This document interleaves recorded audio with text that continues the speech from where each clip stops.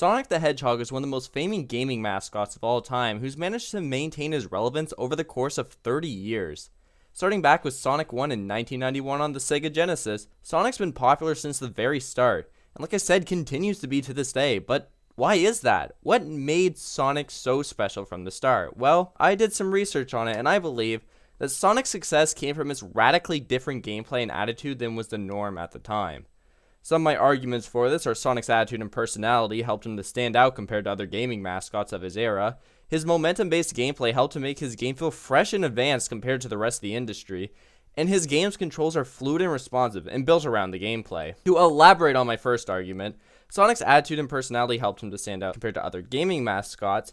I think you just have to look at games such as Super Mario World or Mega Man 2 to see how in comparison, Sonic had much more personality.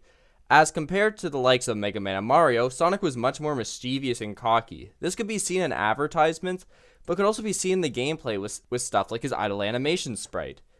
Thanks to this cockiness and edginess, Sonic really stood out compared to the rest of the crowd, and became a figurehead for Sega during this time, helping them to gain a foothold in the video game industry. Something that also assisted Sonic was that he was primarily aimed at teens and adults, giving him an edge compared to Mario and other mascots who were solely aimed at kids.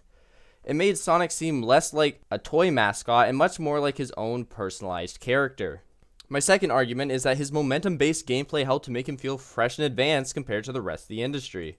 If you take the likes of Sonic and compare it once again to something like Mega Man 2, you'll see that Sonic's speed and overall colorfulness of his world and gameplay really help him stand out compared to the previous generation. Sonic's momentum-based gameplay wasn't just for looks, however, as it was also really well implemented into the game itself. By building up momentum, you could gain a lot of speed, which gave you a very exhilarating rush. It made the speed a reward for being good at the platforming and making good use of your momentum.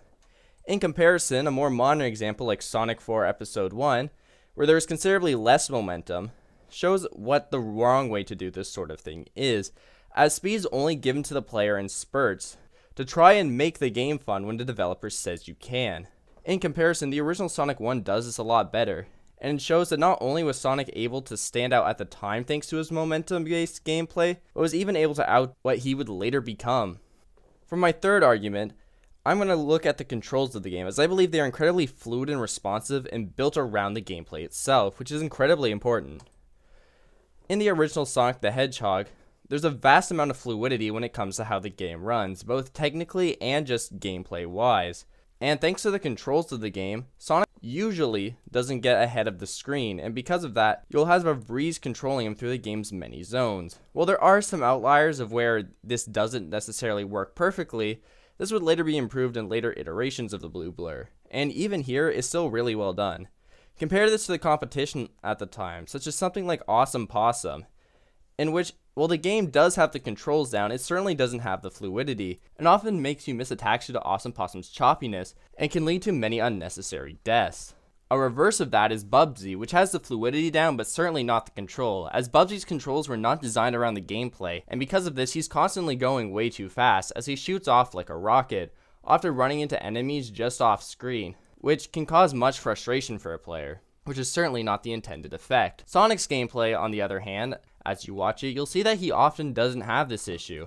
As long as you're being mindful of the stage ahead of you and reacting accordingly, you'll often be able to dodge most of what comes to you, making the player feel in control. This is important as studies show that people who play games need that control to feel motivation to continue playing. If they feel like control's been taken away from them, they're often much less apt to continue the experience.